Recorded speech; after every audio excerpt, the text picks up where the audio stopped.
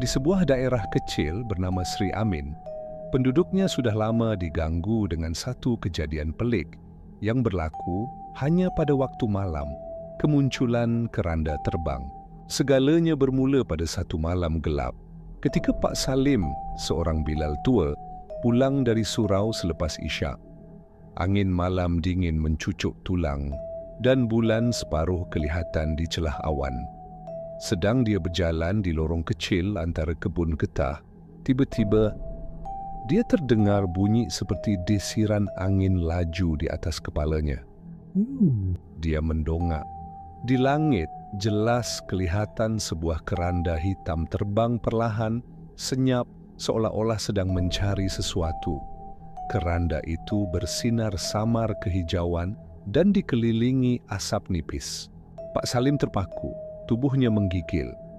Keesokan paginya, berita gempar tersebar. Jiran sebelah rumah Pak Salim, Mak Timah, meninggal dunia dalam tidur.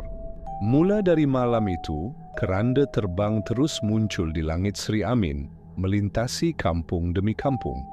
Setiap kali ia muncul, seseorang akan mati keesokan harinya. Kadang-kadang orang tua, kadang-kadang budak kecil. Tiada tanda-tanda sakit, tiada kemalangan. Cuma mati, senyap. Orang kampung jadi takut keluar malam. Ada yang pasang ayat-ayat ruqyah di rumah. Ada yang pindah terus dari Sri Amin. Satu malam, keranda itu dilihat berhenti di atas rumah keluarga Mazlan, seorang pemuda kampung. Dia seorang periang, tiada musuh, sihat tubuh badan. Bila penduduk nampak keranda tergantung di udara rumahnya, semua hanya mampu berdoa. Namun keesokan harinya bukan Mazlan yang mati. Sebaliknya, ibunya, Puan Hasna, hilang secara misteri. Di bilik hanya tinggal kain batik yang selalu dipakainya, dilipat kemas atas katil. Tiada kesan pecah masuk, tiada darah, tiada jeritan. Seolah-olah dia dihisap keluar oleh sesuatu dari langit. Orang kampung yakin keranda itu kini tidak hanya membawa petanda maut, ia juga mengambil sesiapa yang dikehendakinya.